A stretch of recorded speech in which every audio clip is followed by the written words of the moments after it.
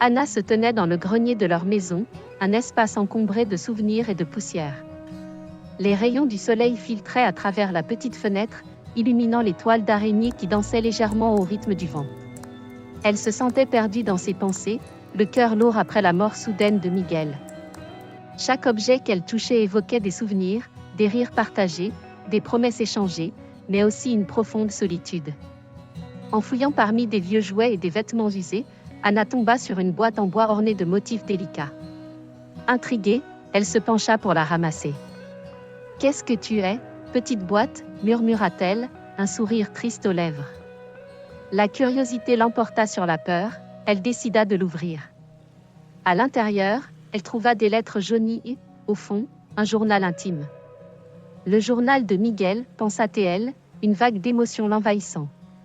Elle souffla la poussière accumulée sur la couverture, révélant un cuir marbré, usé par le temps. Anna s'assit sur le vieux tapis, le cœur battant, et commença à feuilleter les pages. Les premières lignes résonnaient comme une mélodie familière, des pensées sur l'amour et les rêves qu'ils avaient partagés. Mais peu à peu, des allusions à des événements mystérieux attirèrent son attention. « Pourquoi n'ai-je jamais su cela ?» se demanda-t-elle, la voix de son mari résonnant dans son esprit. « Il y a tant de choses que j'ignorais. » Anna lut avec avidité, se délectant des mots de Miguel, mais une inquiétude grandissait en elle. « Qu'est-ce que cela veut dire, Miguel ? Qui es-tu vraiment ?» Les lignes suivantes évoquaient des souvenirs de moments heureux, mais aussi de secrets soigneusement cachés. « Je t'aime, Anna, mais il y a des choses que je ne peux pas partager, » écrivait-il. Anna se mordit la lèvre, un mélange de tristesse et de confusion l'envahissant. Elle réalisa que cette découverte n'était que le début d'un voyage douloureux, un chemin qui pourrait la mener vers des vérités qu'elle n'était pas prête à affronter. Anna plongea plus profondément dans les pages du journal intime de Miguel, son cœur battant à tout rompre. Alors qu'elle tournait une feuille jaunie par le temps, une lettre tomba, glissant délicatement entre les pages. Intriguée, elle la ramassa et l'ouvrit. Les mots écrits à la main formaient des phrases qui la laissèrent sans voix. Miguel parlait d'une rencontre secrète avec une femme nommée Lucia, une étrangère dont le nom résonnait comme une ombre dans son cœur. « Mon cœur est partagé », avait-il écrit. Lucia est une âme magnifique, mais notre lien est dangereux. Je dois garder ce secret pour protéger Anna. Anna sentit une boule se former dans sa gorge. Comment avait-il pu lui cacher cela ? Ses pensées se précipitèrent, et une mémoire fugace émergea dans son esprit. Elle se remémora un soir où Miguel était particulièrement distant, son regard perdu dans le vide. « Qu'est-ce qui ne va pas ?» lui avait-elle demandé, inquiète. Il avait simplement souri, une lueur de tristesse dans ses yeux. « Rien, chérie. Juste un peu fatiguée. » Elle n'avait jamais remis en question sa réponse. Mais à présent, chaque nuance de sa voix, chaque silence pesant, prenait un sens différent. Miguel avait-il trompé sa confiance ? Déterminée à comprendre, Anna se leva, le journal serré contre elle.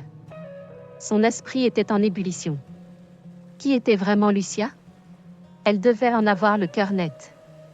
Elle se mit à réfléchir à une quête de vérité qui pourrait la mener à cette femme mystérieuse. La douleur de l'incertitude la poussa à agir. « Je dois savoir », murmura-t-elle à voix basse, comme si elle se parlait à elle-même. Elle s'habilla rapidement, son esprit en proie à une tempête. Anna réalisait qu'elle ne pouvait pas vivre dans l'ombre des secrets de Miguel. Elle devait affronter cette vérité, quelle qu'elle soit. Avec une détermination renouvelée, elle sortit de la maison, prête à plonger dans l'inconnu, à la recherche d'indices sur Lucia, cette étrangère qui avait partagé un morceau de son monde avec Miguel. Anna s'assit à petite table en bois d'un café local, son cœur battant la chamade.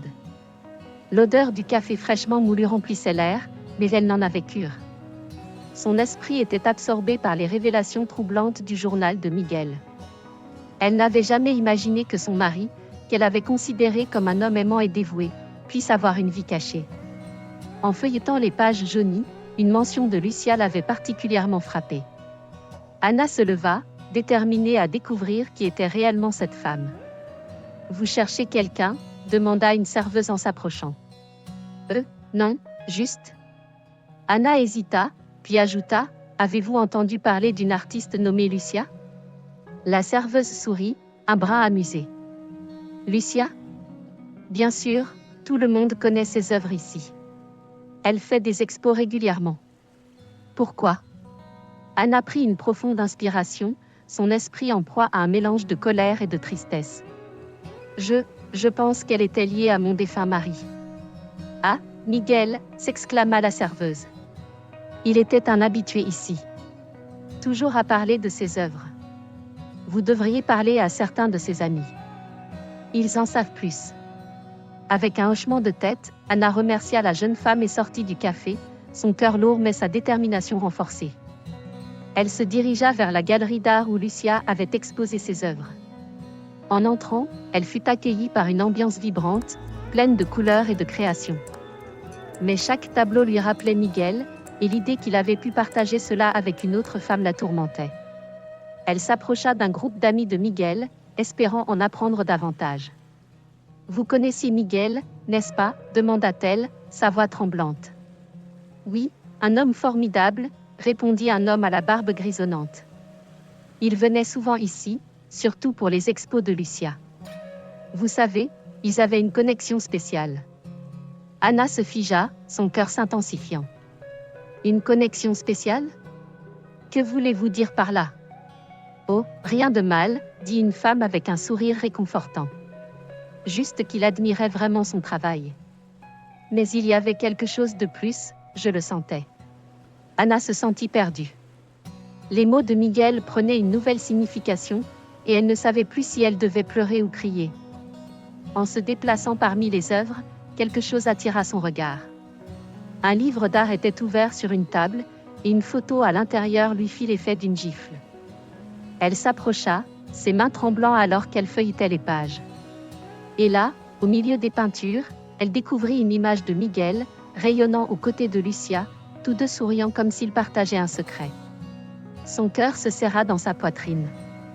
C'était bien plus qu'une simple amitié, et la douleur de cette révélation était insupportable.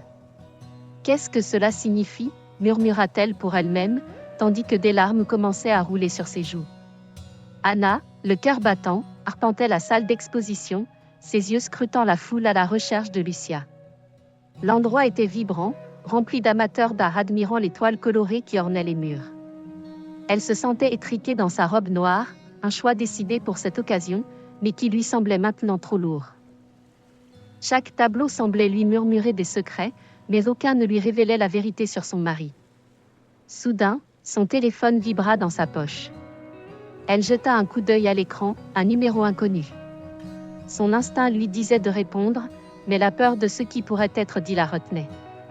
Et si c'était Lucia? Ou quelqu'un d'autre qui savait, pensa-t-elle. Elle ignora l'appel, le cœur lourd d'angoisse. Anna continua de scruter les visages, sa détermination grandissant. Elle voulait comprendre, elle devait comprendre. La mémoire de Miguel, si vivante dans son esprit, semblait se dissiper à chaque instant qu'elle passait sans réponse. À ce moment-là, elle aperçut une silhouette familière de l'autre côté de la pièce. C'était Lucia, une femme au regard perçant, entourée de personnes admirant son œuvre. Anna se dirigea vers elle, mais au moment où elle s'apprêtait à l'interpeller, un homme s'approcha d'elle. « Excusez-moi, madame, dit-il d'une voix douce mais ferme. Vous êtes Anna, n'est-ce pas? Je suis Carlos, un ami de Miguel. » Anna se figea, surprise.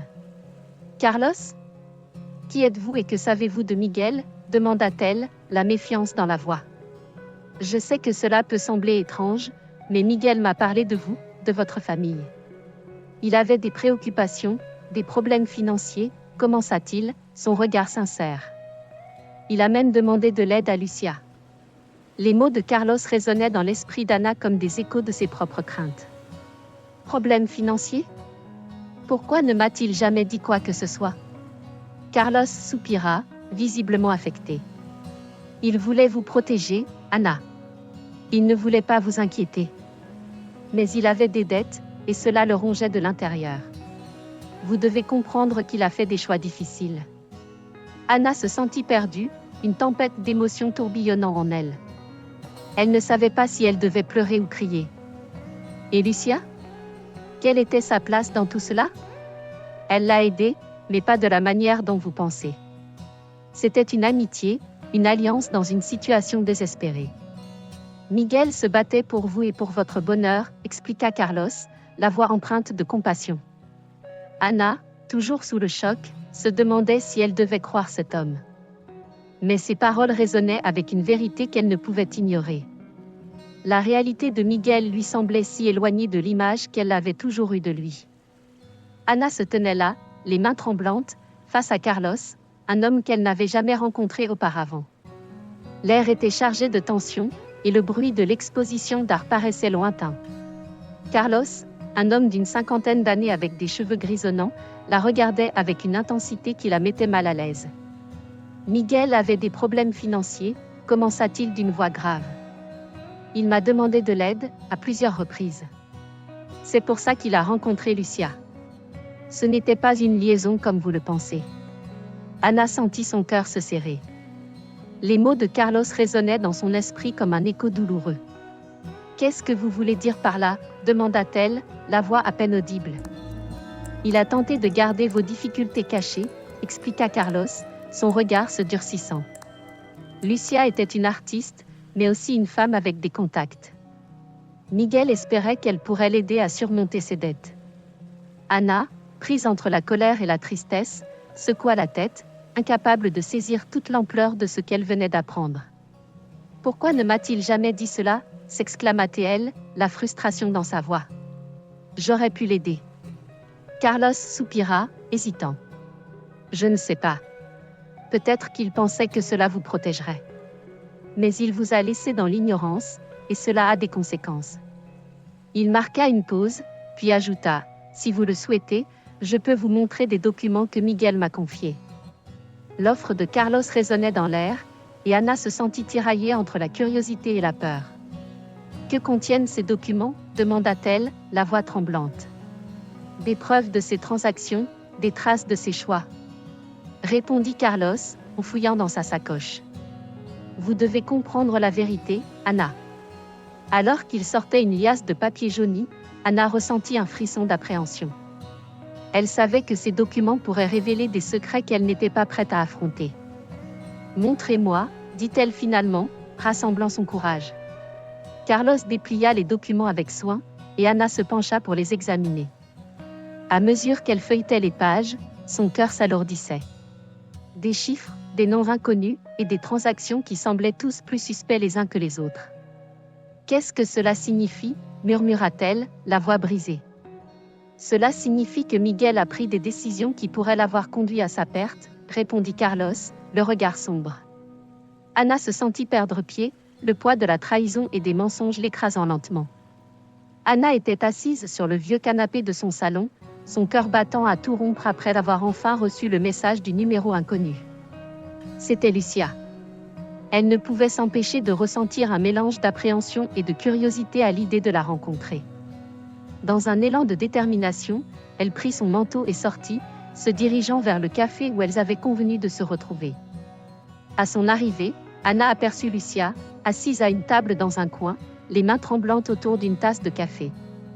La femme avait une beauté sauvage, avec des cheveux bruns ondulés et des yeux émeraudes qui semblaient lire dans l'âme d'Ana. À mesure qu'elle s'approchait, Ana se sentit submergée par un torrent d'émotions, mais elle s'efforça de garder son calme. « Ana, merci d'être venue, » dit Lucia d'une voix douce, mais ferme. « Je sais que cela doit être très difficile pour toi. » « Difficile ne suffit pas à décrire ce que je ressens, » répondit Ana, la voix tremblante. « J'ai découvert des choses dans le journal de Miguel. Des choses qui me font douter de tout ce que je pensais savoir. » Lucia hocha la tête, ses yeux s'assombrissant légèrement.